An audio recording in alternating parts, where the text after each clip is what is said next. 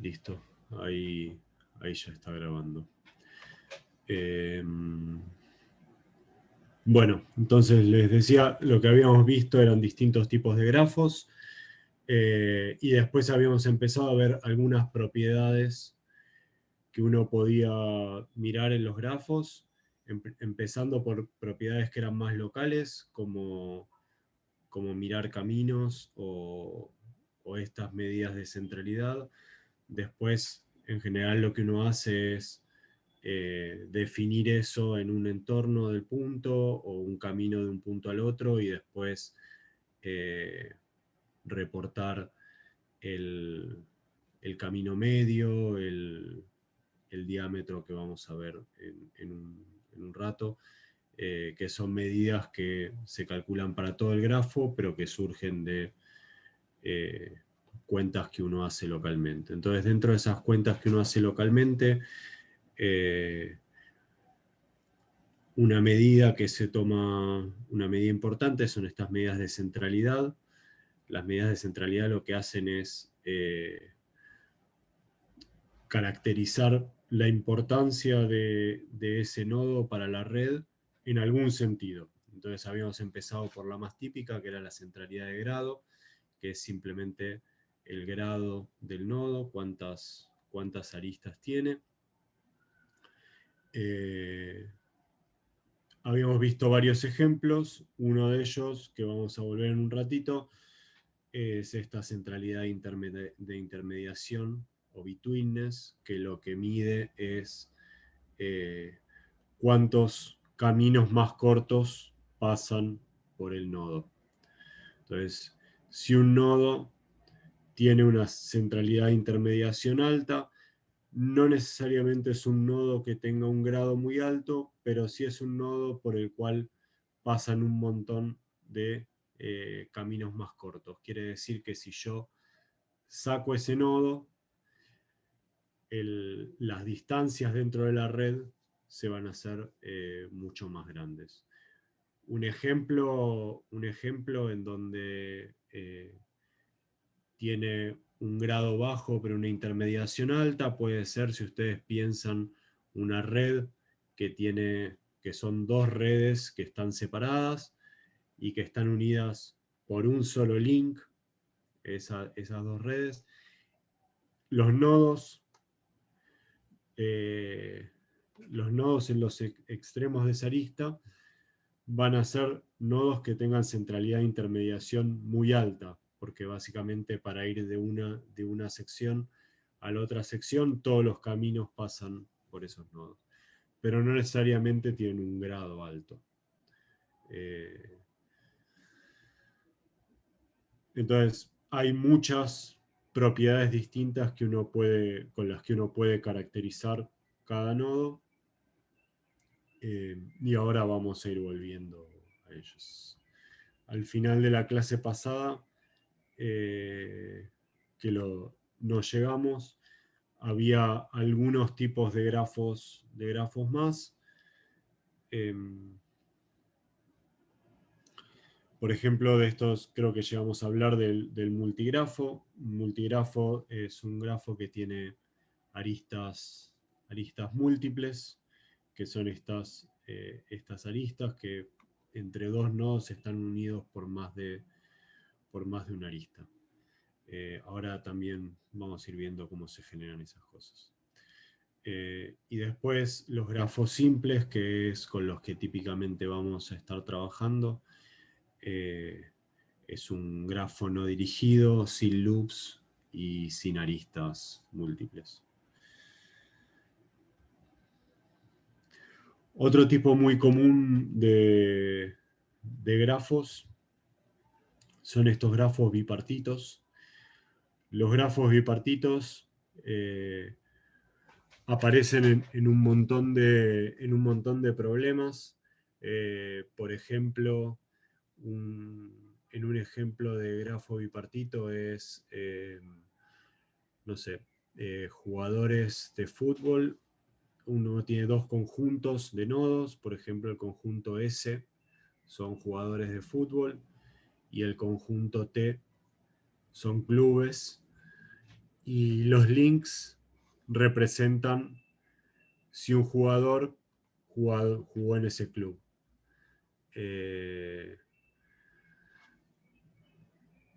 Entonces uno genera este grafo en donde no hay links dentro del conjunto S o dentro del conjunto T, porque lo único que representan los links son, es como una pertenencia de un jugador a un club. Y de estas situaciones se pueden imaginar un montón, actores y películas, pero también pueden ser, no sé, computadoras y redes locales de trabajo o, bueno, no sé, un montón bueno, en particular en redes sociales o con personas, siempre cualquier tipo de afiliación de una persona a algún conjunto sirve para, van a terminar generando este tipo de grafos bipartitos. Y la forma de trabajar en general con estos grafos bipartitos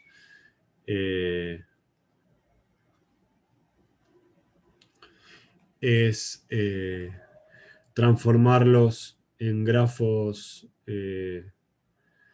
transformarlos en dos grafos, por ejemplo, a partir de un grafo bipartito que son jugadores de fútbol y clubes, uno después puede definir si dos jugadores están relacionados a partir de si dos jugadores jugaron en el mismo club. O si dos clubes están relacionados, lo defino como si en ese club, si en esos dos clubes estuvo el mismo jugador. Entonces uno puede separar estos grafos y, y quedarse con grafos, con dos grafos, con dos grafos simples. Y bueno, y usar la misma matemática y todo lo que ya sabíamos de estos grafos simples. Otro tipo común de grafos que uno puede encontrarse se llaman hipergrafos. En los hipergrafos uno tiene estas hiperaristas. Las hiperaristas son estas aristas que tienen muchas entradas y muchas salidas. Bueno, no necesariamente son dirigidas, en este caso lo grafiqué como dirigido, pero tienen muchos nodos terminales. Entonces la forma en general de trabajar con estos es de vuelta intentar convertirlo en un grafo simple. La filosofía en general siempre va a ser intentar convertirlo en un grafo simple. Es un ejemplo, por ejemplo, de este tipo de grafos. Puede ser un grafo de rutas en donde, qué sé yo, todas estas son ciudades que comparten un camino. O sea, para ir de todos estos a todos estos necesito ir por el mismo camino.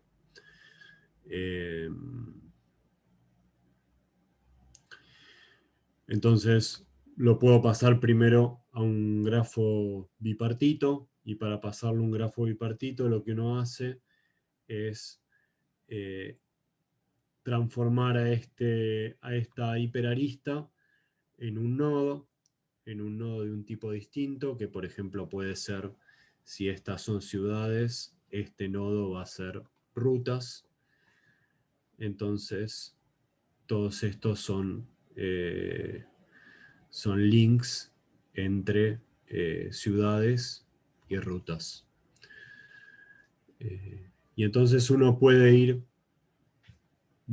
generando equivalencias entre distintos tipos de grafos.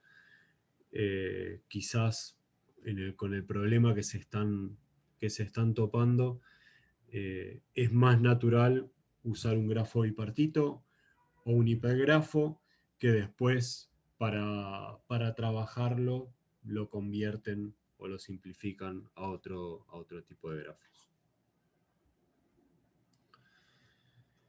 Eh, bueno, y también habíamos hablado un poquito de árboles. Creo que esto ya lo tenía al final de la clase pasada, pero creo que lo estuvimos charlando adelantado. Uno puede pensar un árbol como, como un grafo acíclico, es decir, un grafo que no tiene loops, que está todo conectado, que es no dirigido, y que tiene varios nodos de grado 1 que se llaman, que van a ser las hojas. En particular un árbol con raíz, que son los grafos que en general vemos, que son, perdón, los árboles. En general, cuando pensamos en un árbol, pensamos en un árbol con raíz. Es un árbol que tiene un nodo distintivo que es la raíz. Uno de todos esos nodos de grado 1 va a ser la raíz.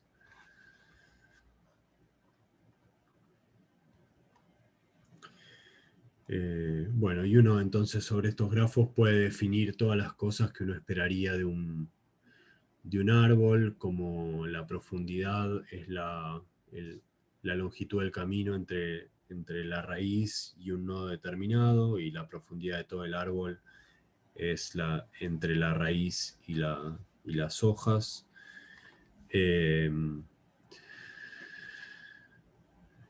Uno puede definir, bueno, la altura del árbol, y uno puede definir también, por ejemplo, un árbol binario es aquel donde el máximo estrés básicamente tienen uno que entra, una arista que entra y dos que salen. A eso se llama árbol binario, y son los árboles que uno conoce de clustering o bueno, de árboles.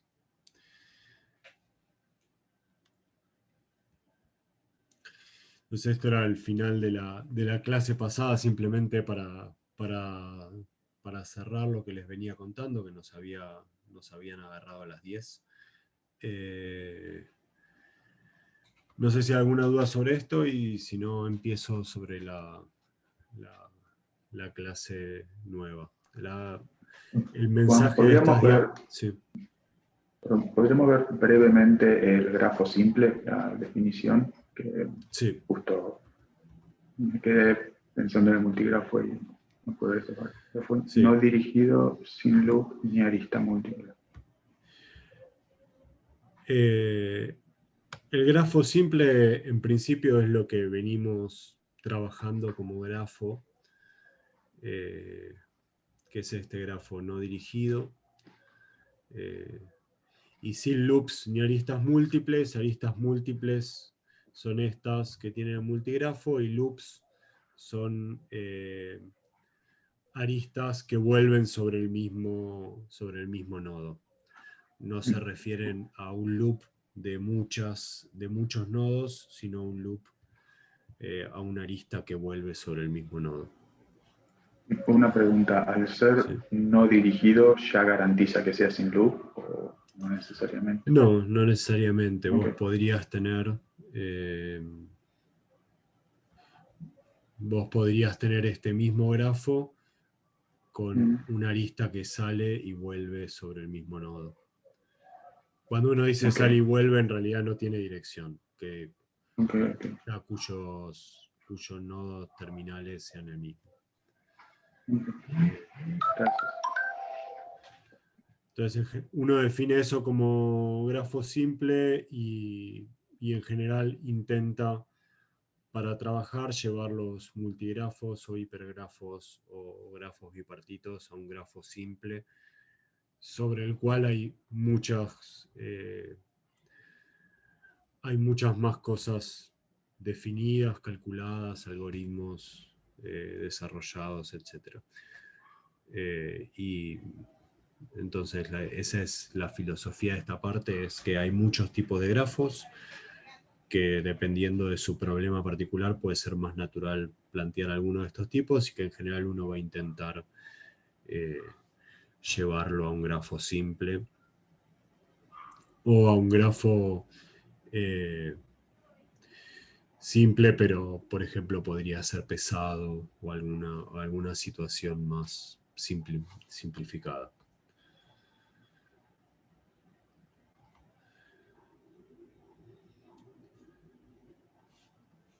Bueno, dejo de compartir ese y les comparto la clase de hoy.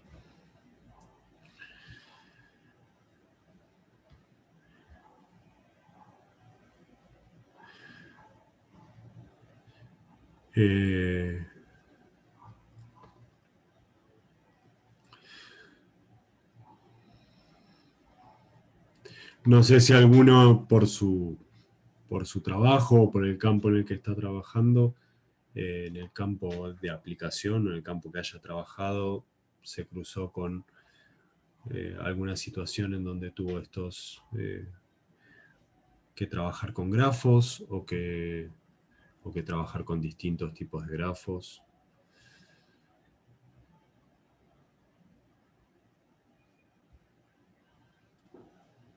No. Okay.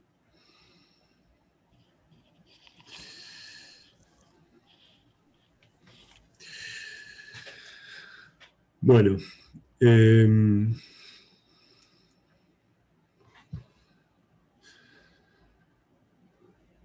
bueno, ahora justo hoy venía mirando, quizás podemos agregar en las próximas clases algún comentario. Venía revisando un poquito la bibliografía y me volví a encontrar con muchos métodos de grafos o de redes. Estamos usando grafos y redes indistintamente para modelar epidemias, y muchos de los cuales escuchamos diariamente, o así que quizás podemos hacer una pequeña sección de eso. Podemos preparar algo para las próximas clases. Quizás es un ejemplo que está medio en boca de todos este año.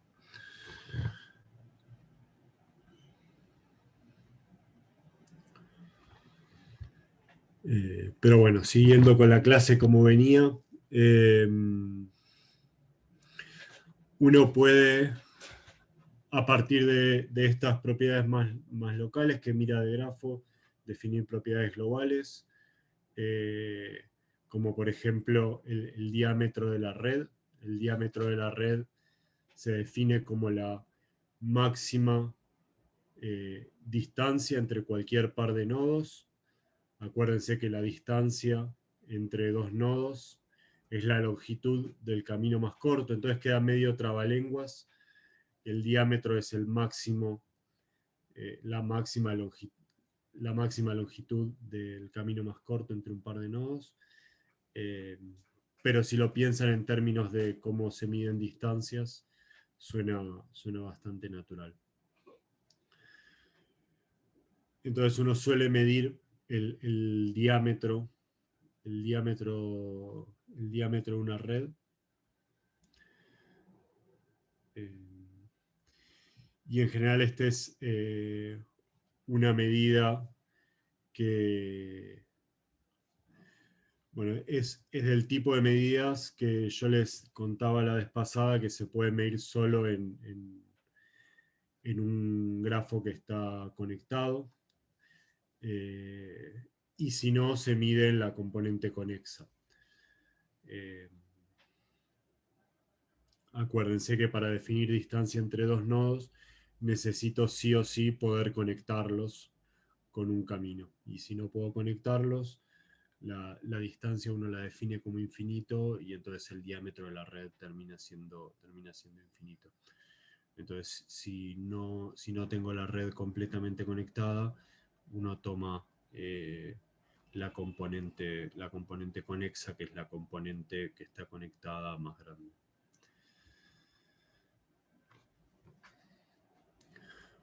Uno también, a partir de esta definición de distancia, se suele mirar la distancia media o la longitud característica, que es la distancia promedio entre cualquier par de nodos.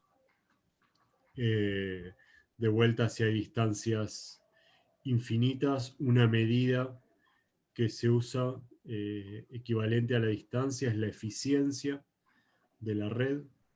Se habla de eficiencia pensando sobre todo en comunicar información entre los nodos, que es un ejemplo que vamos a usar bastante. Entonces, en ese sentido, la eficiencia está relacionada con la distancia entre los nodos, y la eficiencia se define como 1 sobre la distancia. Entonces, si yo tengo una distancia que tiende a infinito, la eficiencia tiende a 0 y no tengo problemas, no tengo problemas de infinitos para definir la eficiencia. Entonces, muchas veces van a ver, en vez de la distancia, que se reporta la eficiencia cuando no están conectados. Perdón, una pregunta muy rápida del diámetro que mostraste antes. Sí.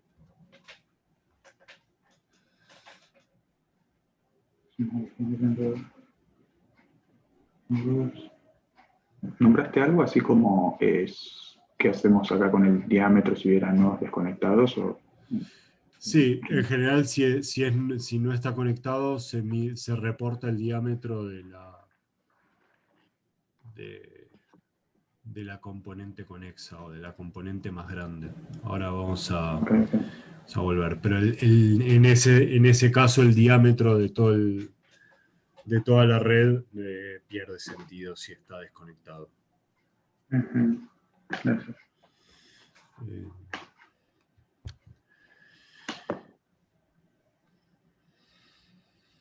Bueno, y cuán compacta o cuán dispersa es la red en general es algo que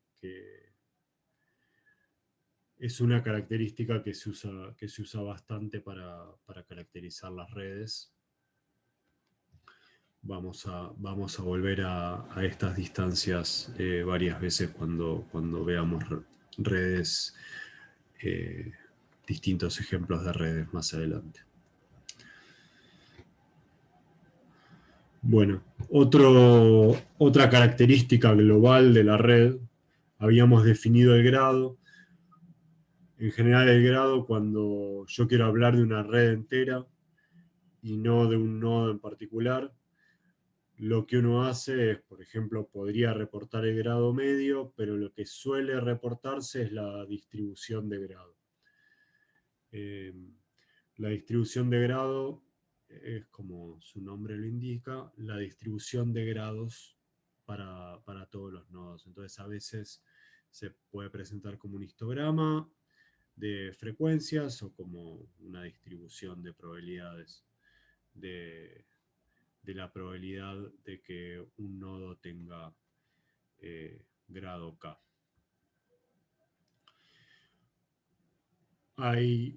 Los distintos tipos de redes tienen distribuciones características.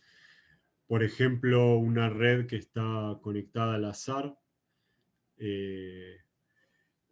tiene una distribución de nodo, una distribución de grado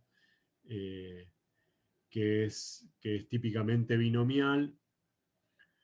Y bueno, cuando el tamaño de la red es mucho más grande que el grado medio, esa binomial se puede aproximar por una Poisson.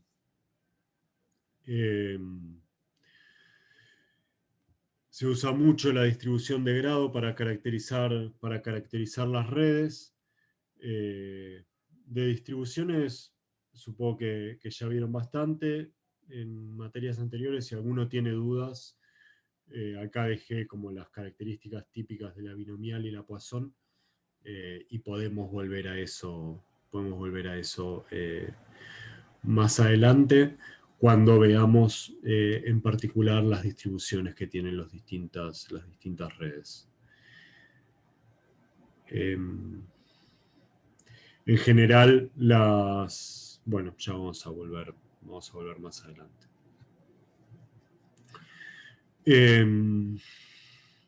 Bueno, muchas veces hay distintos tipos hay distintas formas de representar la distribución de grado. Una es, como les decía antes, como una distribución de probabilidades o un histograma, y van a ver que es muy común también representarla como la distribución acumulada. La distribución acumulada es... Tenía un ejemplo. No. La distribución acumulada, lo que uno grafica es la probabilidad, en vez de la probabilidad en vez de que esta sea la probabilidad de que un nodo tenga un grado K, es la probabilidad de que ese nodo tenga un grado menor o igual a K. Entonces la distribución les queda siempre creciente. No sé si vieron distribuciones acumuladas antes. Suena de estadística en el ingreso. Ok. Bueno, en todo caso, después podemos volver a eso e incluir algunos ejemplos.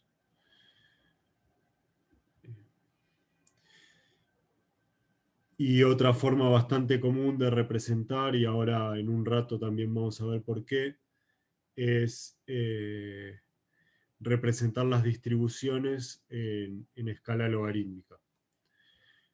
La escala logarítmica lo que hace es, bueno, uno transforma los ejes en logaritmos. Entonces, si uno tiene una distribución que es tipo ley de potencias, es decir, que va a ser una distribución que es siempre decreciente, que va a ser muy característica de ciertas redes, también vamos a volver a eso más adelante. Esas distribuciones se ven como una recta decreciente. En estos casos son casos en los que extraño el pizarrón. Se puede usar el Sí, se puede usar. ¿no? Sí. Entonces hay muchas distribuciones que tienen que siguen una ley de potencias. Ahora vamos a volver a eso. Y si uno tiene una ley de potencias, lo que significa es que la probabilidad... Estoy escribiendo, se ve cuando termino de escribir.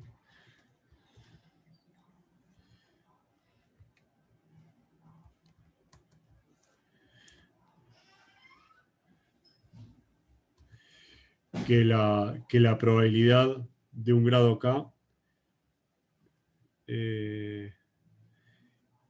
sigue una ley que es exponencial.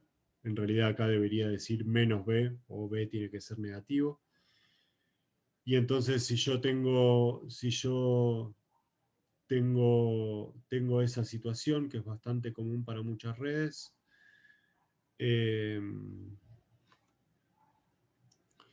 uno entonces lo que ve es que el logaritmo de p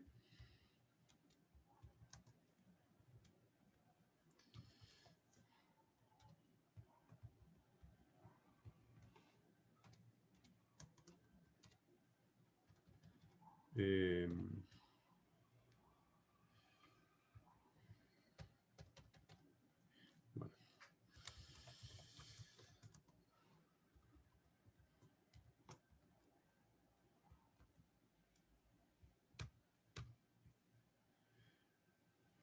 que el logaritmo de p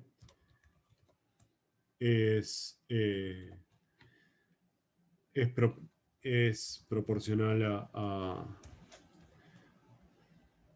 a b por el logaritmo de k. Entonces, si yo tenía una ley de potencias, cuando grafico el log-log, lo que hace el logaritmo del lado derecho de la igualdad es bajarme el exponente y me queda lineal. Entonces van a ver que es muy común,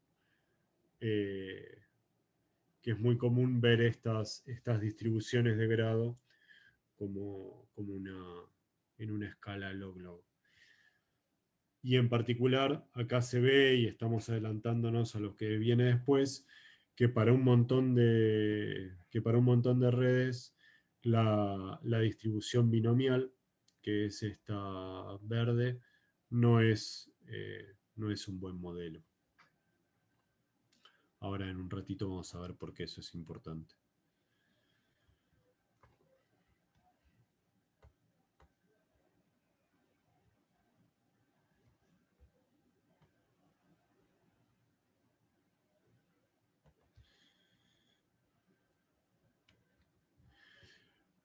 Otra propiedad que nos interesa bastante de las redes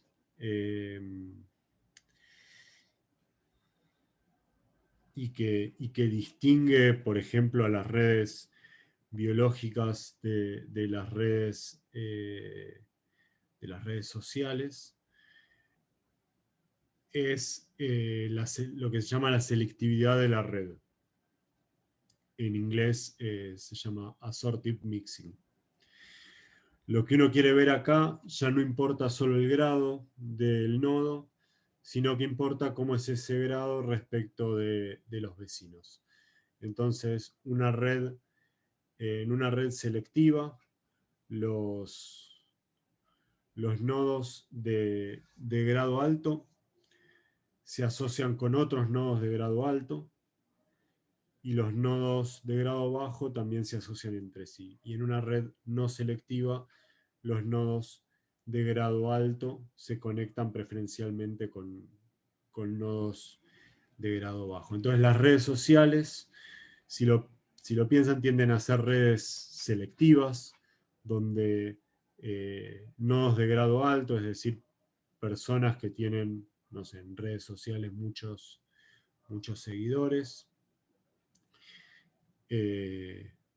también se siguen con otras personas o están asociadas o se hablan con otras personas que tienen grado alto dentro de la misma red. Y las personas de grado bajo suelen asociarse entre sí. O no, esto último es parte del ruido. Pero lo más importante, o lo que suele... bueno, lo de grado bajo ahora vamos a ver cómo se ve en la red y va a cobrar un poquito más de sentido. Lo más intuitivo es que las de grado alto se asocian entre sí. Y las redes que no son selectivas, lo que uno ve es que los de grado alto se conectan con grado bajo, es decir, que uno tiene una red que tiene más forma de estrella, en donde tengo un nodo de grado alto y después muchos nodos de grado bajo. Vamos a ver ahora a ver si tenía algunos ejemplos. Bueno, adelanto y después volvemos. Acá hay algunos ejemplos de una red, por ejemplo, una red selectiva. Tengo a los nodos de grado alto asociados entre sí, que vendrían a ser estos naranjitas, y a los nodos de grado bajo, que son estos violetas, también asociados entre sí. Entonces, en general, cuando los nodos de grado bajo quedan asociados entre sí, lo que uno ve es que quedan colas o cadenas sueltas. Mientras que una red que es no selectiva, lo que uno ve es que tiene estos nodos de grado alto que están rodeados por entornos de grado bajo. Entonces, por ejemplo, en redes que son redes biológicas, por ejemplo en redes metabólicas, uno tiene ciertas proteínas o ciertas enzimas que están involucradas en un montón de reacciones con otros reactivos que son de grado bajo. No voy a hablar mucho de esto, voy a terminar metiendo la pata, pero en general es el ejemplo típico de redes no selectivas en redes biológicas. La semana que viene vamos a hablar de un caso particular de redes en neurociencia y spoileando un poquito los resultados que se ven ahí, es que las redes en el cerebro terminan pareciéndose más a redes sociales que a otro tipo de redes biológicas. O sea, no todas las redes biológicas tienen este formato no selectivo, sobre todo se refiere a redes de interacción de proteínas o redes metabólicas o redes que se forman a partir de genes y enfermedades. Entonces, volviendo a cómo se mide la selectividad de una red, lo que uno en general mira es la correlación entre grados, es decir, esto mismo que decíamos antes, de quiero ver si mis vecinos tienen un grado similar al mío. Entonces, si mis vecinos tienen un grado similar al mío, quiere decir que va a haber una correlación alta. Lo que uno termina mirando es, o lo que uno debería mirar es la probabilidad conjunta entre el grado de un nodo y el grado de sus vecinos. Pero esto es típicamente, es computacionalmente muy demandante estimar estimar esta distribución conjunta. Entonces hay métodos que son más directos y en cierta forma más intuitivos, como mirar el coeficiente de correlación entre el grado de un nodo y el grado de los vecinos. Entonces, este coeficiente de correlación va a ir entre -1 y 1, donde coeficientes de correlación negativos me van a dar redes no selectivas, es decir que grados altos se asocian típicamente con grados bajos. Eso me da una pendiente negativa, un coeficiente de correlación negativo. Y el caso inverso, cuando grados altos se asocian con grados altos y grados bajos con grados bajos, me da una pendiente positiva o un coeficiente de correlación positivo. Entonces, esto es bastante característico del tipo de red con el que uno está trabajando y es algo relativamente fácil de medir una vez que uno tiene armada la red y definido el grado para cada uno de sus nodos. Una variante... Bueno, entonces como les mostraba antes, estas son las redes y uno ve una pendiente positiva para las redes selectivas y una pendiente negativa para redes no selectivas. Y bueno, hay casos en donde la selectividad no está definida. Otra forma también muy común de encontrar esto es midiendo no la correlación de cada par de nodos, del grado de cada par de nodos, sino midiendo la correlación de un nodo con el promedio de sus vecinos.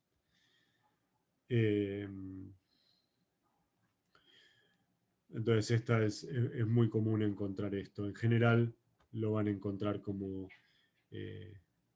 GMB o cuando vean KNN. KNN se usa es una sigla que se usa para un montón de cosas. En este caso significa el grado para los vecinos, el grado promedio de los vecinos.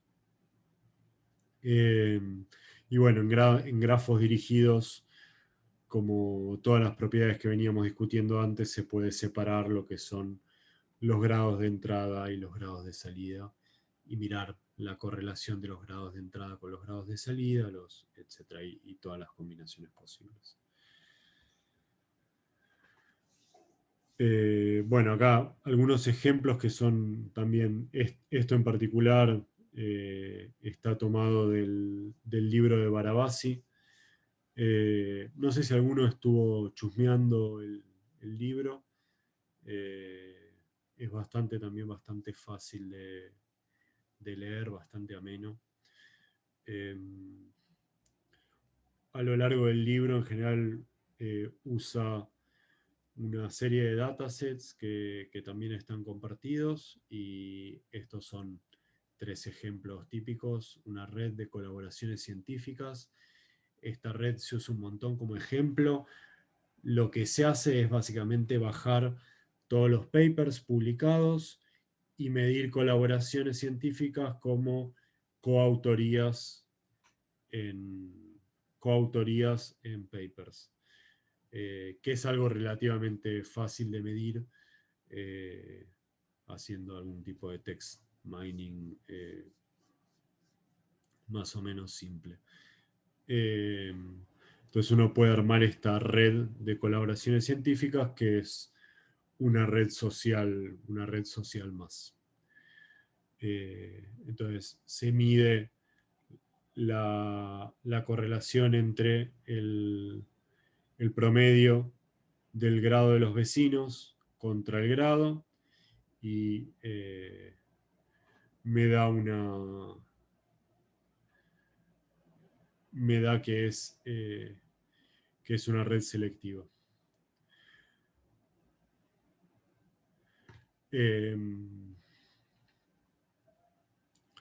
Bueno, la red, otro ejemplo es que es una red neutral, es la red de distribución de energía. Esa es una red que termina siendo neutral. Si lo piensan, es razonable. Uno tiene, desde ya no es, o sea, no va a ser selectiva porque uno no va a tener a todos los nodos de distribución más importantes conectados entre sí. En general uno le gustaría tenerlos distribuidos y se ve que no están del todo distribuidos, es decir, un poco conectados entre sí están. Y bueno, lo que les contaba antes de la red metabólica como un ejemplo de una red no selectiva.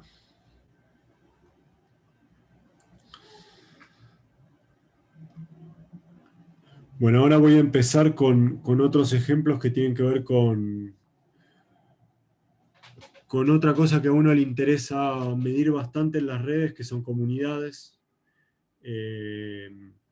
Vamos a empezar parecido a como hicimos en clustering, vamos a empezar con algunas medidas previas a detectar comunidades. O sea, las primeras medidas yo quiero saber simplemente si mis datos de alguna manera generan o se podrían generar comunidades o si generan pequeños clusters. En esta parte siempre vale aclarar que los clusters de los que vamos a estar hablando, voy a intentar no usar la palabra clusters, voy a hablar de comunidades o de módulos para intentar no cruzar con la terminología de clustering, aunque comparten un montón. Pero cuando hablamos acá de clusters, no son los mismos clusters. Si en algún momento se me escapa la palabra cluster, no son los mismos clusters que nos referíamos antes. Pero sí son comunidades, son miembros de la red que están más conectados entre sí que con el resto. Entonces, en algún sentido es similar, no es exactamente lo mismo. Comparten un montón de palabras y voy a intentar desambiguarlo cada vez que lleguemos a uno de esos términos. Si quieren es un buen momento para hacer una pausa, si no, sigo avanzando con la idea de cortar media horita antes para quedarnos para las consultas. ¿Qué prefieren?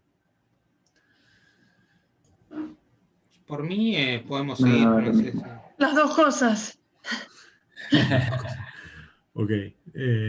Hacemos una pausa breve de 5 minutos. Dale, hacemos una pausa de 5 Ahí está. minutos y seguimos. Gracias.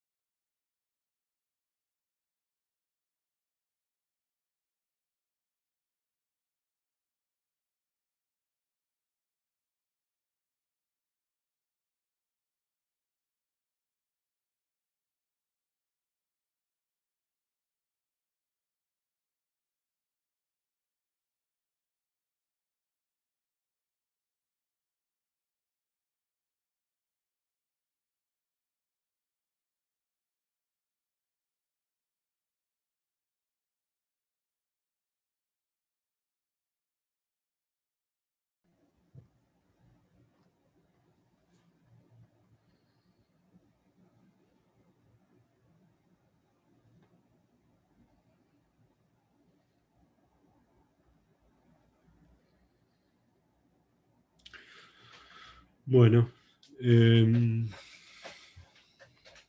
entonces, retomando, algo que en general nos interesa medir en redes tiene que ver con esta detección de comunidades dentro de la red. Es decir, a partir de la relación entre los distintos nodos, definir una comunidad. O sea, definir un conjunto de nodos que están más agrupados entre sí que con el resto. Como ven acá, en esta red, en este ejemplo, típicamente no nos va a ocurrir que uno tenga dos componentes completamente separadas. En general siempre va a suceder que estas comunidades están unidas entre sí porque hay algún nodo de una comunidad que se conecta con el otro. Entonces, en general, la detección de comunidades no es un problema trivial y es un problema que se viene investigando hace un montón y como se imaginarán, hay un montón de algoritmos distintos, parecido como nos pasó con clustering. Este es un ejemplo típico de comunidades, que es un dataset de una escuela de karate que se dividió en dos y se dividió en dos escuelas, y entonces la idea era ver si uno podía predecir cómo se habían dividido, cómo se habían distribuido los estudiantes en esas dos escuelas a partir de las relaciones de amistad que había previamente. Entonces, lo que se hace en general es intentar, es un dataset chiquito para intentar detectar comunidades. Y tiene la historia particular o simpática que todos los años en conferencias de redes se entrega exactamente este trofeo, va pasando, se va entregando todos los años al mejor trabajo que usó este dataset como ejemplo. Entonces después pueden googlearlo, se llama Zachary Zachary's Karate Club. Es una historia simpática de la comunidad de redes y es un dataset que se usa un montón. Entonces, como les decía, parecido a como hicimos con clustering, antes de detectar comunidades, queremos ver si dentro de la red hay alguna tendencia a agruparse. En el extremo, por ejemplo, redes que son completamente aleatorias o redes que son completamente regulares, en general no van a presentar una tendencia a agruparse. Y entonces uno quiere ver esta tendencia que también sirve como indicador general. Entonces, hay distintos índices que miden eso. Uno es el índice que se llama índice de coincidencia, en donde uno lo que hace es fijarse en la matriz de adyacencia y lo que uno mira básicamente es si dos nodos tienen o no tienen vecinos en común. Entonces, si se fijan acá, yo lo que voy a mirar es entre el nodo I y el nodo entre el nodo I y el nodo J, voy a recorrer todos los vecinos del nodo I y todos los del nodo J y voy a ir haciendo el producto. Y si uno es vecino del nodo I, quiere decir que en la matriz de adyacencia voy a tener un 1, y si también es vecino del nodo J voy a tener un 1 la matriz de adyacencia del otro y el producto me va a dar 1. Entonces, si tienen vecinos comunes, va a ser más alto cuantos más vecinos comunes tengan. Entonces, uno puede mirar este índice de coincidencia y después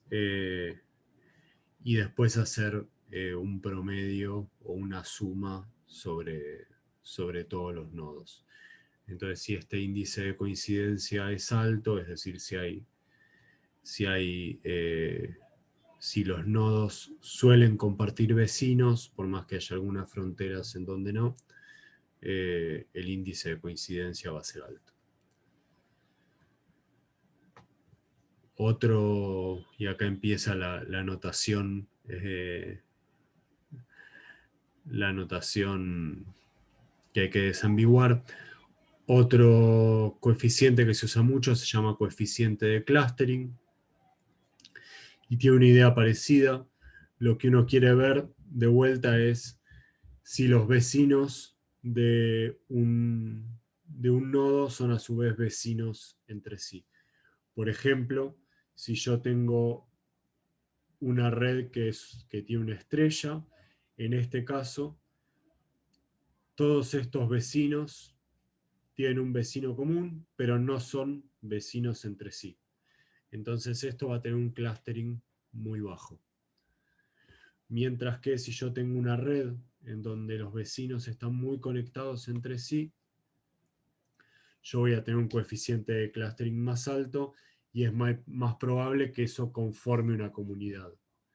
Mientras que esta estrella no va a conformar una comunidad. De vuelta, estas medidas no están estimando cuáles son las comunidades, sino que están estimando en toda la red si hay una alta probabilidad de que aparezcan comunidades. Podría suceder, por ejemplo, que tengo un coeficiente de clustering muy alto y que al final en realidad lo que tengo no es que tengo comunidades separadas como uno se imagina, sino que toda mi red conforme una comunidad con un coeficiente de clustering muy alto. Entonces, de vuelta, no estoy todavía detectando comunidades. Esta medida de coeficiente de clustering lo que mide es la probabilidad de que los vecinos estén conectados. Entonces, lo que yo calculo, tengo el ejemplo, lo que uno calcula como coeficiente de clustering es del total de aristas posibles entre todos los vecinos, ¿cuántas son las que se realizan? Por ejemplo, si yo saco mi nodo violeta del medio, que es el nodo que estoy mirando, voy a tener 6 vecinos.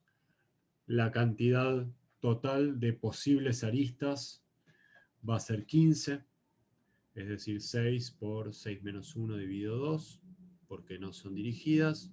Tengo como máximo 15 aristas y quiero ver cuántas de esas 15 aristas se realizan.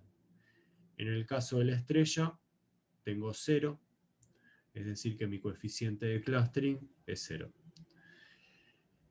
En este segundo caso, voy a tener 9 aristas que se realizan,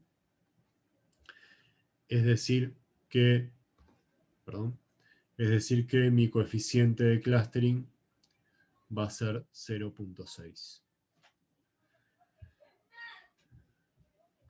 Perdón, ¿qué era que una arista se realizara?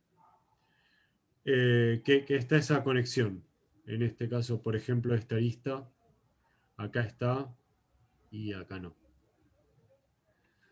Que exista, si querés, que no que se realice, sino quizás es más claro que esa arista exista. Dentro de todas las aristas posibles, uno cuenta las aristas que existen.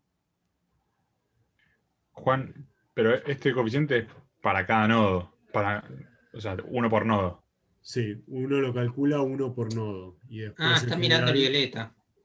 Estoy mirando el violeta, sí. Ok, perfecto, Y uno gracias. después reporta el promedio. por ejemplo acá, para esta red chiquita, lo voy a mirar para cada nodo. En este caso es 0,6, que es el que calculamos recién.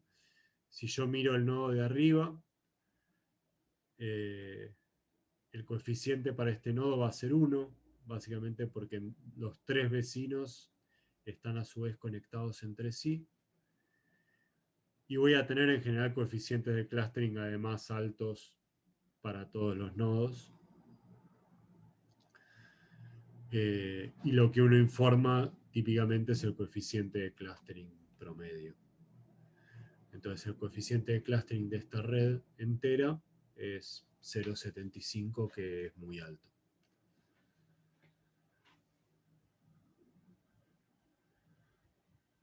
Entonces cuanto mayor sea el coeficiente de clustering, más cohesivo va a ser la red en general.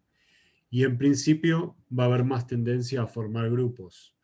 Lo que no me dice el coeficiente de clustering es, por ejemplo, cuántos grupos. Podría ser que toda la red sea muy cohesiva y termine teniendo un solo grupo. Como por ejemplo es este caso de esta red muy chiquita.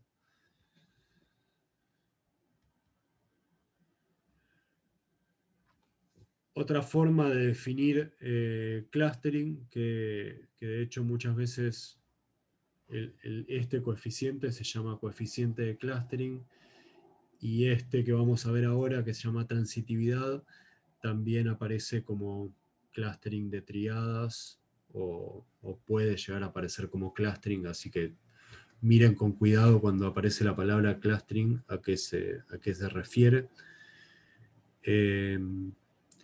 Lo que mide el coeficiente de transitividad para un grafo, primero para un grafo no dirigido, es la cantidad de triángulos que aparecen en la red. Si aparecen muchos triángulos, por ejemplo, en este caso aparecen realmente muchos triángulos en toda la red. Para un grafo no dirigido, simplemente mirando los triángulos, cuanto más triángulos aparecen, más cohesiva es la red. De vuelta, siempre piensen en el contraejemplo, es la estrella, que es la red menos cohesiva de todas. La estrella o cadenas largas. Para grafos dirigidos, que es el caso un poquito más interesante, lo que se mira es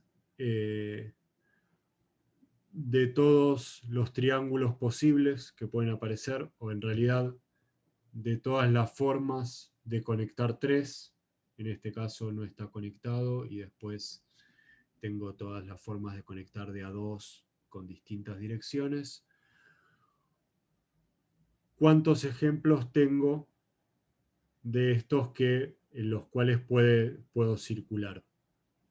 Como este, como el 030C.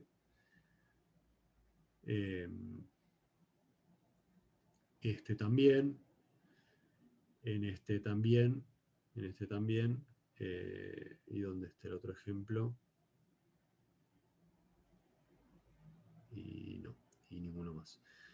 Entonces, ¿en cuántos yo puedo recorrer los tres nodos? Entonces, en vez de contar triángulos, cuento cuántos triángulos fuertemente conectados encuentro.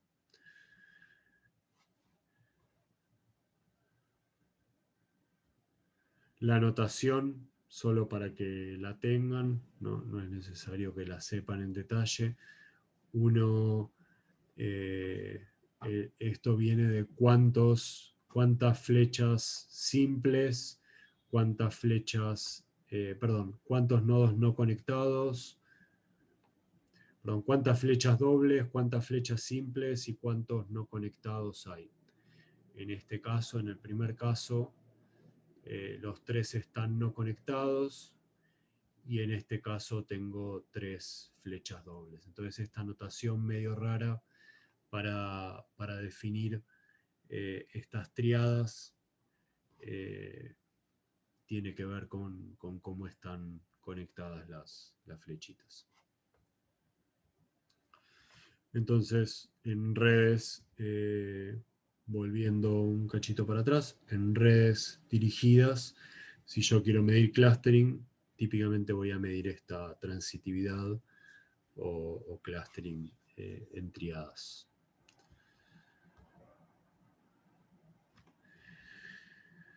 Y ahora yendo ya un poquito más a comunidades, o lo van a encontrar en un montón de lugares como módulos. Cuando hablan de módulos, se refieren a comunidades. Uno puede medir el coeficiente de modularidad, que mide, ahora sí, cuánto se agrupan. El coeficiente de modularidad lo van a encontrar a veces con la letra M, a veces con la letra Q. Y lo que mira es, pesa, vamos a explicar esta fórmula, después la pueden mirar en más detalle y más adelante vamos a ver también algunos ejemplos, sobre todo cuando estemos en la clase que viene, que vamos a ver algo de redes aplicado a neurociencia. Vamos a volver a hablar bastante de la modularidad, así que vamos a volver más adelante.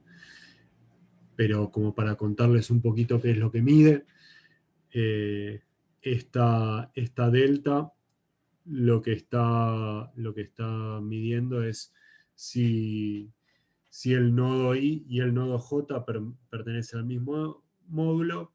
Si pertenecen al mismo módulo va a tener un 1, si no pertenecen va a tener un 0. Quiere decir que esta sumatoria solo la voy a hacer sobre miembros del mismo módulo. Para definir la modularidad necesito ya haber corrido un algoritmo para detectar comunidades.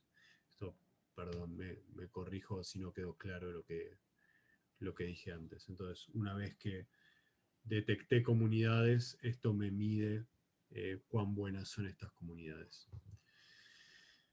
Entonces, si yo tengo detectadas las comunidades, voy a hacer esta cuenta solo sobre los nodos que están dentro de la comunidad, y lo que voy a estar midiendo es comparando la probabilidad de que dos nodos estén conectados, que esto me lo da la matriz de adyacencia. Si I y J están efectivamente conectados, tengo un 1, y si no, tengo un 0. Versus, o balanceado con el grado de esos dos nodos. Es decir, si yo tengo dos nodos que tienen grado muy bajo y están conectados entre sí, eso lo voy a pesar mucho más que si dos nodos que tienen un grado muy alto, es decir, que están conectados con todo el mundo, están pesados entre sí. Entonces, este numerito de acá va a ir entre 0 y 1, y este también. Y ¿cómo se llama? L es el número total de nodos, de aristas, creo. Creo que acá hay un error. Ahora después, en todo caso, lo corrijo. Esto va a ir entre 0 y 1. Y bueno, voy a estar pesando Ahora lo chequeo. Voy a estar pesando la probabilidad de que estos dos estén conectados con la probabilidad de que estos dos estén conectados con cualquier otro. Entonces, cuanto más fuerte es el módulo, quiere decir que todos los miembros del módulo están preferentemente conectados hacia adentro que con cualquier otro miembro de la red. Ahora vamos a ver ejemplos más concretos y va a quedar más claro.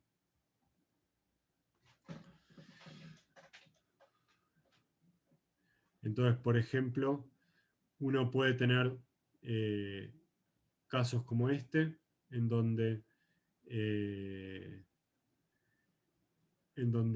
la definición de módulos es muy buena, y tengo este único link que une a los dos módulos, y voy a tener un M positivo y alto. Después yo puedo tener una partición subóptima en donde tengo estos que están muy conectados con los verdes. De hecho, están más conectados con los verdes que con los violetas. Entonces, este término que mira el grado de los nodos que está restando, va a pesar más dentro de la suma total. Y me va a dar un poquito más bajo. Si todo me queda como una única comunidad, mi valor de modularidad va a ser 0. Básicamente, siempre que yo tengo un 1 acá, voy a tener un 1 de este lado. O mejor dicho, la suma, si yo hago la suma de todos los elementos de mi matriz de adyacencia, eso me termina dando la cantidad de aristas, y lo mismo me va a pasar de este lado. Entonces, depende de cómo lo quieran ver, esto se termina cancelando este término, esta sumatoria con esta sumatoria. Y si yo tengo una definición de comunidades muy mala, esto podría dar inclusive negativo. Si ustedes lo piensan en la fórmula, si nodos de grado alto están conectados con cualquiera, pero nunca están conectados entre sí, e inclusive nodos de grado bajo típicamente tampoco están conectados entre sí, sino que están conectados con otros. Si este término pesa más que este término, me queda negativo. Acuérdense que esta sumatoria siempre es sobre miembros de la misma comunidad. Es decir, que los links que van de mi comunidad a otra comunidad, esos no cuentan. Juan, una pregunta. Sí. Estos 4 ejemplos son posteriores a haber corrido el algoritmo que crea las comunidades. O sea que Sí. el de abajo a la derecha es un muy mal algoritmo de creación de comunidades porque a cada miembro lo identificó como algo único. Sí. Sí.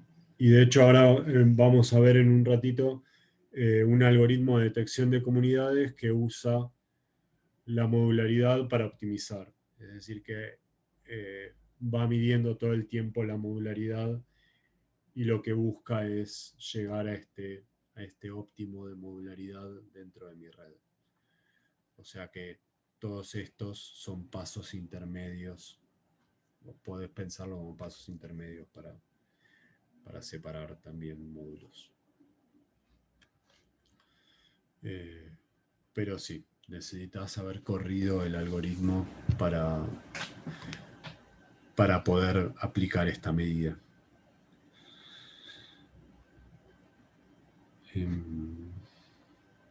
Bueno.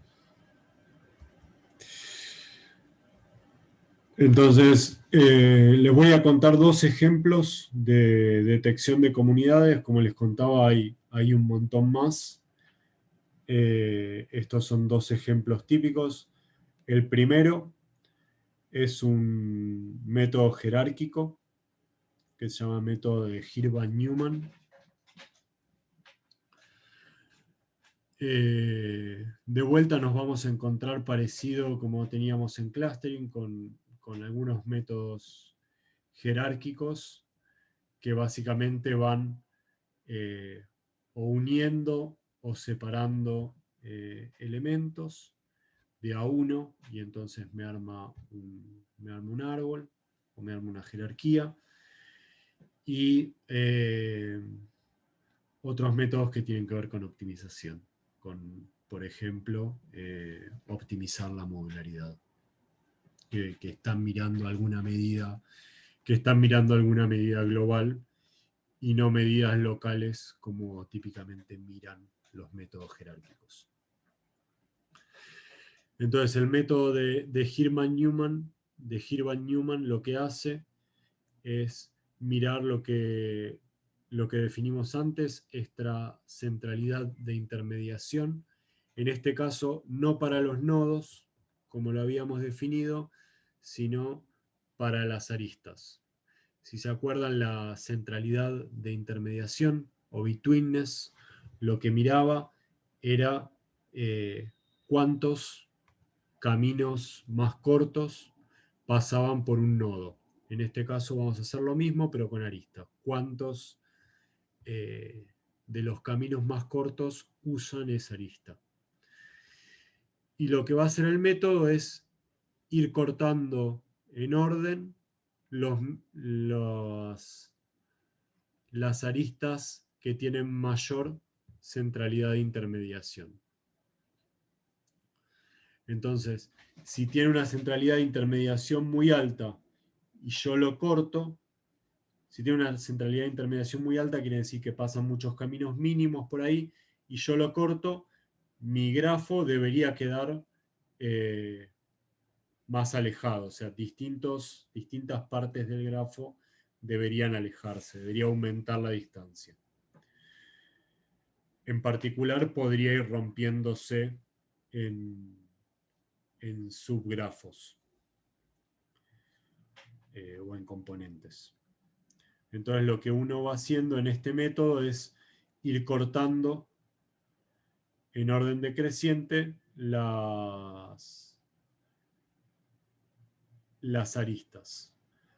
Algo que es un poquito pesado, que vuelve pesado este método, es que en cada paso uno tiene que recalcular, porque, por ejemplo, si yo corto esta arista, ahora todos estos me quedan desconectados. Perfecto, me quedaron 2. Pero ahora si yo corto esta segunda arista, que ahora es la que tiene un coeficiente de intermediación más alta, no se me desconecta el grafo. Pero ahora la intermediación de estas aristas pasa a ser más grande, porque antes los caminos mínimos pasaban por abajo, los caminos más cortos pasaban por abajo, y ahora que la corté, empiezan a pasar por arriba.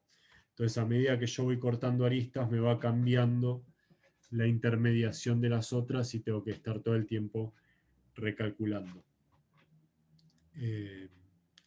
Pero bueno, más allá de eso, lo que uno va haciendo es ir cortando estas aristas, y a medida que va cortando las aristas, se van separando partes del grafo y uno puede armar un árbol.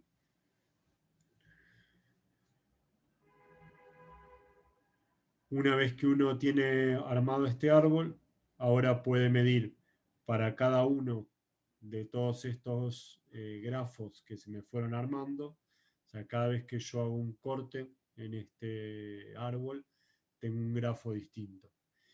Y uno puede medir para todos estos grafos que se van armando, por ejemplo, el índice de modularidad. Y quedarse con... si uno quiere quedarse con unas comunidades determinadas, parecido a como antes hacíamos en clustering para quedarse con ciertos clusters, necesita cortar el árbol en algún lado. Entonces, ¿dónde lo corto? Por ejemplo, puedo elegir el punto que tiene un índice de modularidad más alto.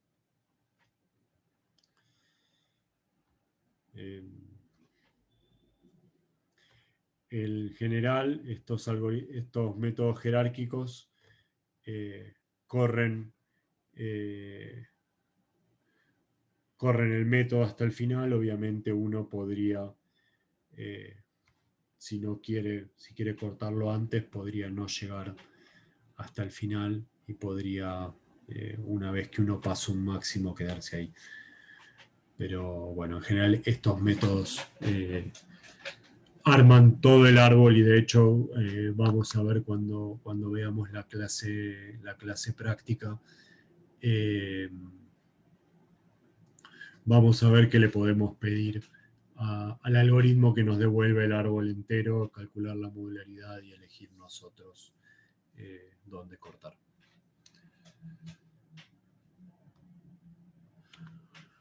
Otro método que se usa muchísimo, sobre todo porque tiene una muy buena optimización y corre realmente muy rápido, y es, por ejemplo, el ejemplo que vamos a estar usando principalmente en el TP. Vamos a hablar bastante de este método. Es el método de Louvain. Les dejo acá el link de la página de los que desarrollaron este método y el paper de referencia, si después quieren mirarlo. Se llama Louvain no por el autor, sino por la ciudad en donde estaban los 4 autores cuando desarrollaron el método. Lo que hace este método de Louvain es optimizar la modularidad. Brevemente funciona en etapas. Lo que hace en una primera etapa es asignarle a cada uno de los nodos una comunidad distinta, es decir, cada nodo va a estar en su propia comunidad, y lo que va a ir haciendo en cada paso es evaluar si a cada nodo le asigna la modularidad, si a cada nodo le asigna la misma comunidad que uno de los vecinos, si la modularidad aumenta o no. Si la modularidad aumenta, entonces le dejo la nueva etiqueta.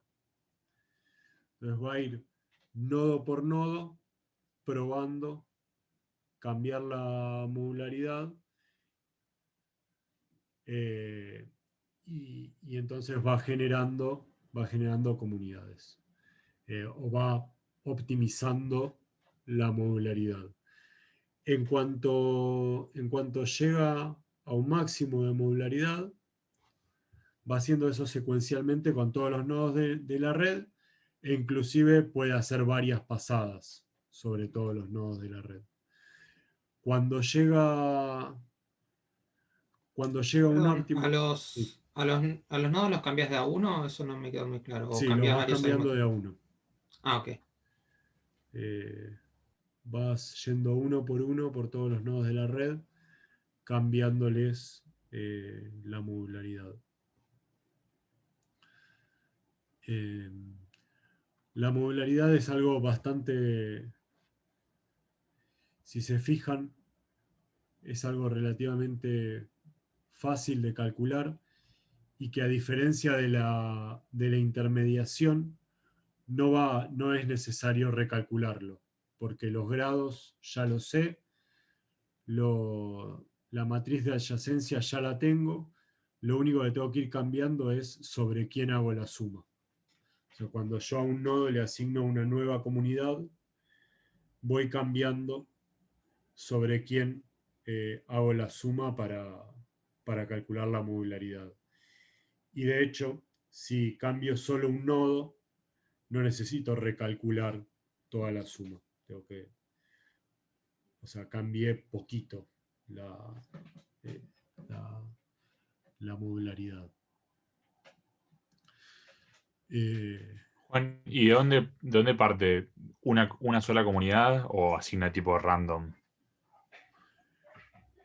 Arranca asignando a cada nodo a su propia comunidad.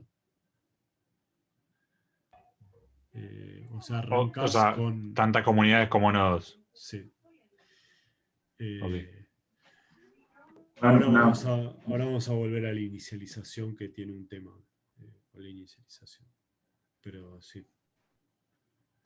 Había otra pregunta. Capaz lo expliques ahora, pero entonces este algoritmo no tiene así un componente random. Se supone que para un mismo dataset va a devolver siempre el mismo resultado. No, tiene un componente random. Lo iba a contar en un ratito, pero se los cuento ahora. yo les dije que iba uno a uno por todos los nodos de la red.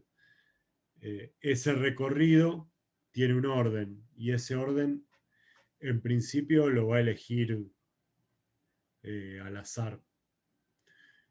Y si después lo podemos probar, pero dependiendo de cómo yo haga el recorrido, puede ocurrir que llegue un mínimo distinto. Entonces ahora vamos a ver cómo hacen para zafar un poquito de eso. Igual la inicialización de este recorrido, como es al azar, uno típicamente hace varias corridas y se va a quedar con la de modularidad más alta. Ahora vamos a volver. Les explico el algoritmo entero y ahora volvemos a eso. Entonces, el primer paso es asignar a cada nodo una comunidad distinta e ir cambiando comunidades de a uno, nodo por nodo, y recalculando la modularidad y buscando un máximo de modularidad. Una vez que yo fui cambiando y llego a un máximo y no puedo cambiar más, lo que hace el algoritmo es agregar a todas las comunidades. Por ejemplo, en este ejemplo, optimicé la modularidad, llegué a este óptimo, y lo que hago es a todos los que están en la comunidad roja, les asigno un solo nodo que tiene 16 loops, que son todos los links internos. A todos los de la comunidad verde los asigno a este nodo, a todos los de la comunidad azul los asigno a este nodo, y a la celeste a este nodo. Y voy a asignar los que son los links internos, los voy a poner como loops, y lo que son links entre comunidades los voy a poner como aristas entre nodos. Entonces, este Community Aggregation lo que hace es agregar las comunidades. Y lo que permite esto es intentar buscar un óptimo global. Entonces lo que va a hacer lo que va a hacer en una segunda pasada es volver a repetir el cálculo de modularidad, de optimizar la modularidad, por Dios. Optimizar para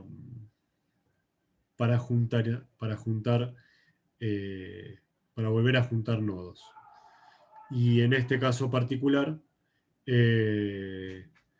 termina agrupando en 2 comunidades. O sea, esto que eran 4 comunidades, en una segunda pasada las vuelve a agrupar para conseguir un óptimo de modularidad.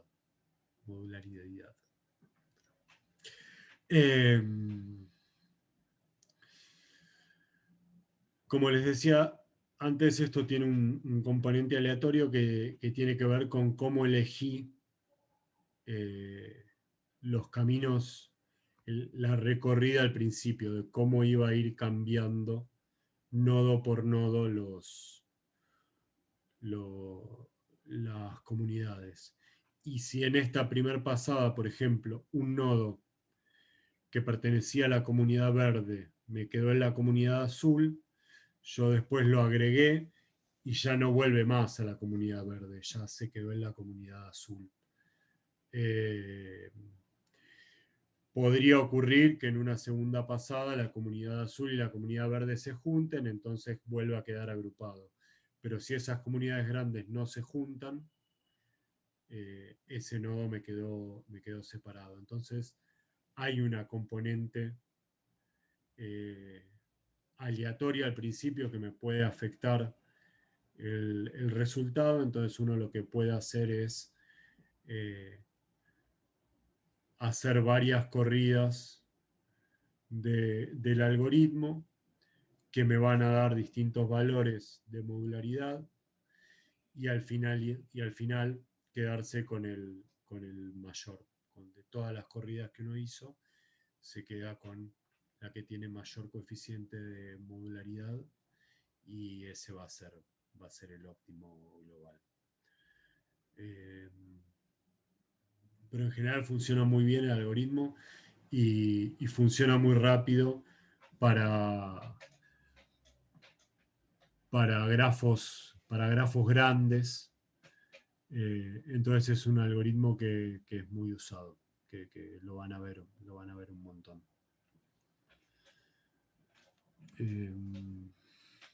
Es bastante importante cómo escalean estos algoritmos en grafos muy grandes, y mucho de la tecnología que se desarrolla para grafos está puesta en eso, en escalarlo a grafos grandes, que son en general los que interesan.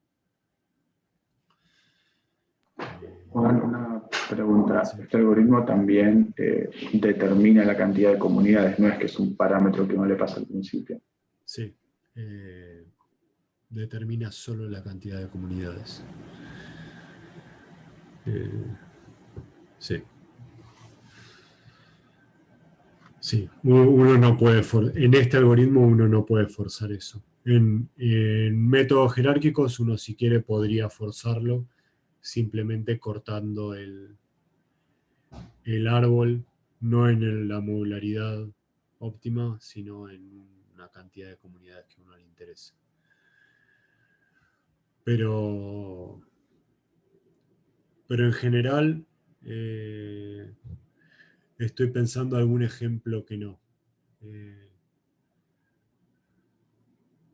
La verdad que ahora no se me ocurre un ejemplo en redes en donde uno busque un número determinado de comunidades. En general, casi todos los problemas en redes uno va a dejar que el algoritmo solo determine la cantidad de comunidades que quiere.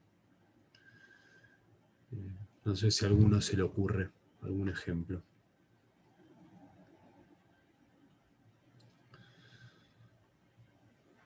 Bueno.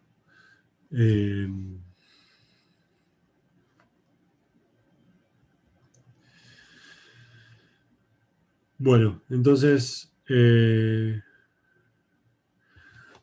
dentro de las medidas que suelen tomarse en redes, hablamos de distancias, de caminos, de diámetros, después medidas más locales que tienen que ver con la centralidad, medidas de cohesividad dentro de la red, o estas medidas de clustering, y ahora la posibilidad de generar comunidades, que es algo que se estudia un montón en redes, y cómo determinar y cómo medir esas comunidades. Antes de pasar al siguiente tema, una medida que acá me quedó englobada dentro de comunidades, pero que en realidad es una medida más general, o podríamos hablar una clase entera de esto, tiene que ver con robustez, o más en general con cómo cambian las propiedades topológicas o las propiedades globales de la red ante la remoción de nodos o de aristas. Entonces, este, por ejemplo, es un ejemplo en donde yo tengo una serie de nodos en la red, y en este caso lo que voy a hacer de izquierda a derecha es al revés, es ir agregándole aristas, pero pueden pensarlo de derecha a izquierda sacándole aristas. Yo arranco con todos los nodos separados, es decir, que lo que yo voy a estar midiendo en el eje horizontal es el grado medio dentro de la red, Y en el eje vertical, lo que voy a estar midiendo en este caso es el tamaño de la componente gigante, o de la componente conexa más grande. Entonces, en las redes que están abajo, lo que van a ver son todos los nodos en verde y en violeta la componente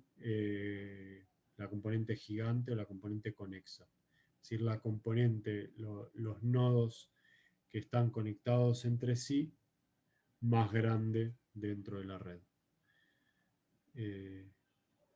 Quizás en el ejemplo D se ve más claro, donde ya tengo casi toda la red conectada y me quedan algunos nodos en verde que están desconectados del resto.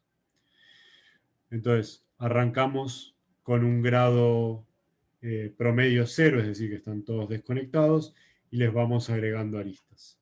O sea, a medida que voy agregando aristas, el tamaño de la componente más grande, por ejemplo, en este caso es más o menos estable y pequeño. Si lo piensan, si yo agrego aristas entre cualquier par de nodos que están fuera de esta componente, la componente no va a crecer, se va a mantener estable, hasta que, por ejemplo, puede ocurrir en cierto punto algo que se llama transición de fase, que es que cambia la conformación de la red y aparece una componente en la cual empieza a crecer, porque ya esta componente cobró cierto volumen y es muy probable que si yo agrego un nuevo link esté conectado a esa componente. Entonces va a ir creciendo de cierta forma hasta que llega a cierto punto que, bueno, ya están todos conectados entre sí y cualquier link que yo agregue no me va a hacer crecer más esa componente gigante, porque básicamente voy a estar conectando miembros de la misma componente, es decir, que ya están conectados entre sí. Entonces, este es un ejemplo, uno podría medir, este es un ejemplo en particular que además corresponde a una red aleatoria. Vamos a ver distintos tipos de redes.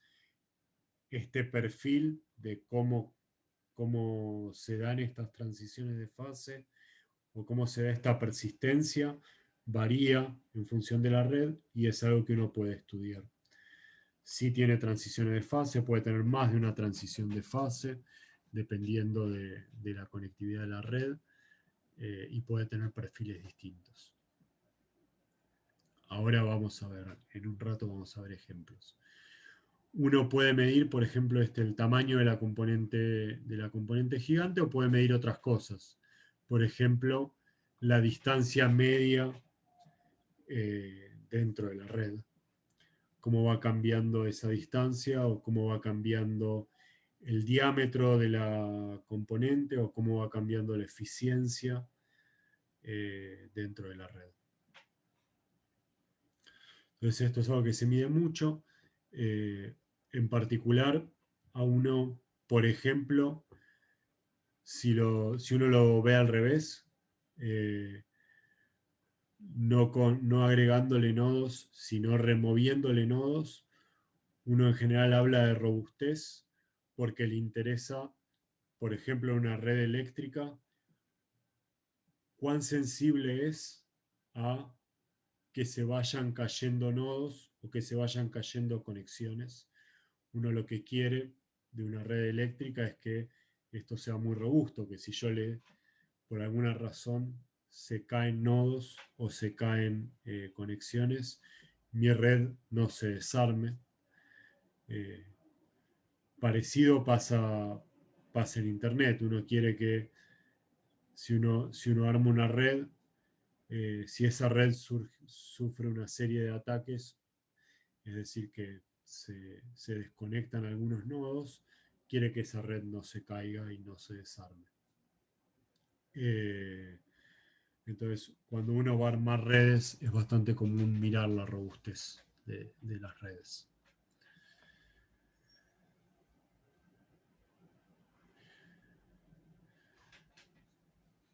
Bueno, hasta acá miramos en general propiedades de las redes. Uno lo que en general hace para estudiar redes, más allá bueno, uno va a atacar un problema nuevo. Lo primero que hace es definir una red, quiénes son mis nodos, cómo voy a definir los links, si los voy a definir como pesados, si son dirigidos, si son no dirigidos. Si tengo, qué sé yo, un grafo bipartito, lo transformo. Perfecto. Preprocesé todos mis datos, tengo mi red armada. Puedo tomarle un montón de medidas. Eso es una forma de tratar de estudiar estas redes. Pero algo que uno suele hacer mucho para ir un poquito más allá y para poder generar predicciones sobre las redes es intentar asimilarla a algo que se llaman redes prototípicas o modelos de redes.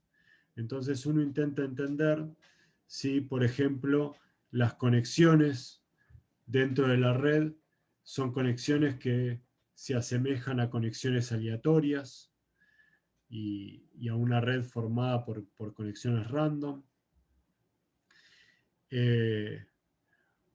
O si, por ejemplo, si esa red responde a un modelo de estos que se llaman, que ahora vamos a ver por qué, que se llaman modelos de mundo pequeño. Y uno hace esto viendo si... Bueno, ahora vamos a verlo.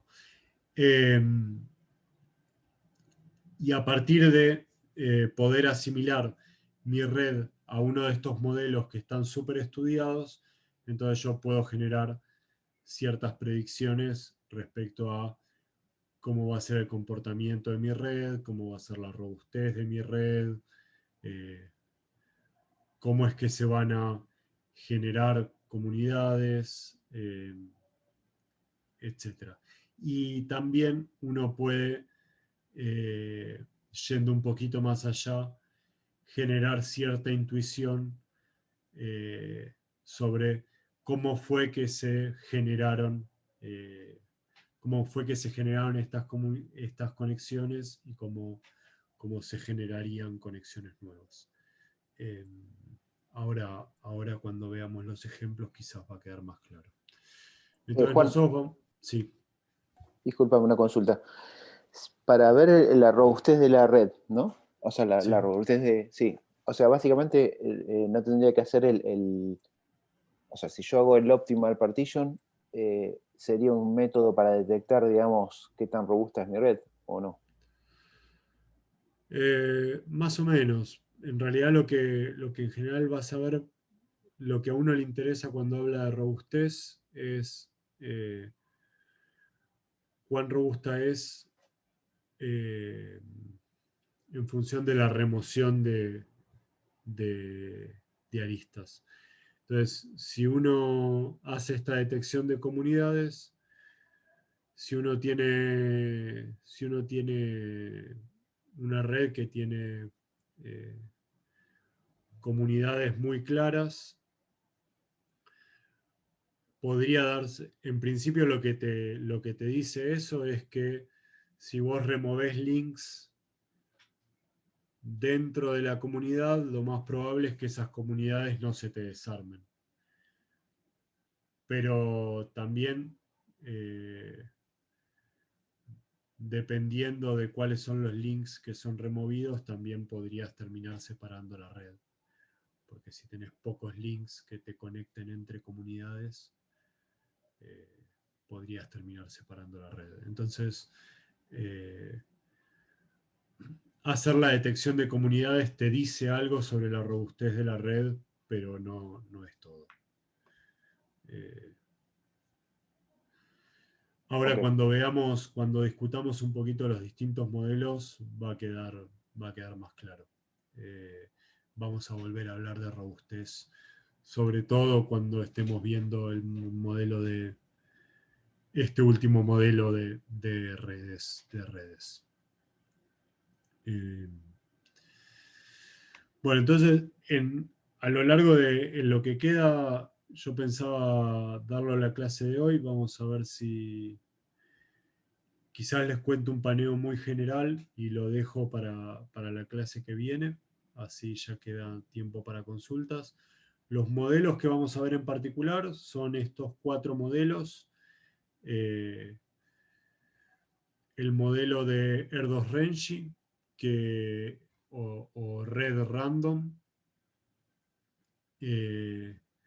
Estos 2 modelos, el de Watts y Strogatz y el de Barabás y Albert, que también los van a encontrar como Small World y Scale Free Networks, que son 2 modelos que surgieron casi al mismo tiempo, tienen propiedades que son muy parecidas. La diferencia principal entre estos 2 modelos es en cómo se generan las redes, no tanto con las propiedades emergentes. Lo vamos a discutir un poquito después. Estos 3 modelos son como los modelos más tradicionales y más difundidos de redes. Y después vamos a discutir un poquito este último modelo de redes, que es un poquito más nuevo, que se usa un montón. Ahora ya tiene en realidad sus 10 años, era más nuevo, ya fue pasando, pero es de los modelos más nuevos que generaron un cambio o un pequeño cambio de paradigma respecto de los anteriores.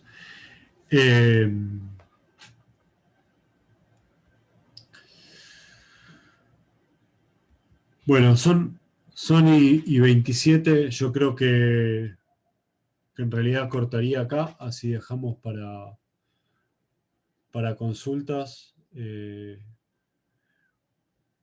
porque si me meto con estos modelos me va a llevar seguramente media hora o un poquito más.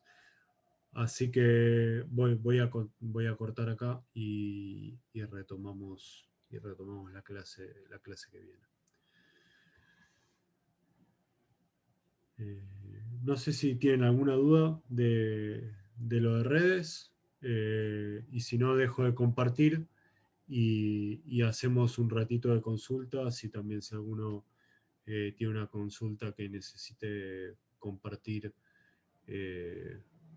pantalla, compartir códigos, son más que bienvenidos. Viernes vamos a tener consulta como para si tenemos que atar un último punto antes de la entrega, ¿no? Sí, sí. Perfecto. Yo tengo una consulta, no para compartir pantalla, pero del TP. Del TP. Bueno, ¿alguno tiene consultas de redes o ya cerramos? Bueno, entonces dejo de compartir y pasamos a las consultas del TP. Los que quieran quedarse se quedan. Los que no tengan consultas del TP ya son libres. Buenas noches y nos vemos entonces para esos la semana que viene.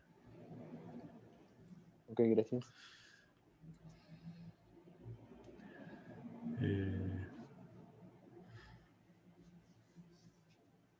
Bueno.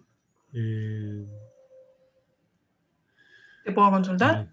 Sí. Ahora estaba viendo si estaba Pablo conectado. Sí. Lo mío es poquito igual. Sí. Sí, no, dale. Pues si no le avisaba. Sí. No, yo tenía una duda de los métodos de reducción de dimensionalidad. Es como que me resultaba confuso porque en algún lado leí como que eran no supervisados y en otros me pareció que era como supervisado. Entonces eso era, digamos, mi duda, si teníamos que trabajar con el género. Genial. ¿O no? No, los métodos de reducción de dimensionalidad son típicamente no supervisados. Sí, uno puede mirar, o sea, puede hacer la reducción de dimensionalidad y después pintar los distintos elementos con las etiquetas, ya sea de clustering o las etiquetas originales, y entonces fijarse qué método refleja mejor esas etiquetas. O sea, dependiendo de cómo haya funcionado el clustering o dependiendo del objetivo de esa reducción de dimensionalidad, te conviene uno u otro. Por ejemplo, sí, eso, básicamente. Pero no son no supervisados. No supervisado, está bien. Y los ejemplos que habíamos visto en la clase práctica, que eran graficando así como puntos en 2 dimensiones, la idea sería como elegir nosotros el número de